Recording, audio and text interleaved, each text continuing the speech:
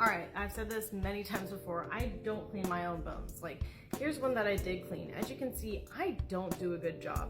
I understand the process, but it's really hard and I'm not good at it. Now, that said, I have looked into this stuff for years and I understand the different processes, so I'm going to give you a basic breakdown of different methods you can use, but go look up more in-depth tutorials outside of TikTok. I only have up to 3 minutes to explain it, and that's just not enough time to fully explain each method. So the most common method I think that's known out there is called maceration. That's where you just put the bones into water and you let the beneficial bacteria in there kind of break down everything for you, do the hard work for you. This requires probably still some scrubbing, some scraping and everything else. You're still going to have to clean the bones a little bit manually, and the bones will most likely come apart in this process. So you're going to have teeth falling out, you're going to have skulls separating. That's normal, that's part of the process. You can glue it back together when you're done.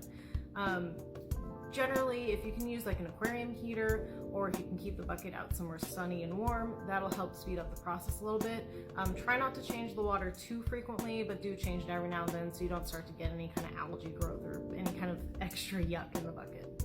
The next step up from this would be simmering. Now, simmering happens at around 185 to 205 degrees Fahrenheit or 85 to 96-ish degrees Celsius. Keep it at the lower end of that scale. You do not want to boil your bones. If you boil your bones, they're going to become brittle, they're going to break apart, you're going to set in the grease. The simmering, if done safely, is a great way to get the flesh off a lot quicker than maceration will be. Some people I've seen use crock pots or also even baby bottle cleaners. Just make sure you keep an eye on the temperature, especially if you're doing this on the stove or on a grill or something, because those can range in temperature very drastically, very quickly. Don't boil, but simmering's okay. Alright, next we have insects. So dermestid beetles are a really common one, but if you have an ant pile near you, or if you just want to rely on maggots, they are also excellent cleaners. They're nature's cleaners. You can use a bone cage, you can use a rot box, you can just set something out. If you have the animals, if you have the bugs domestically, you can keep them inside. Let the bugs eat away all the soft tissues.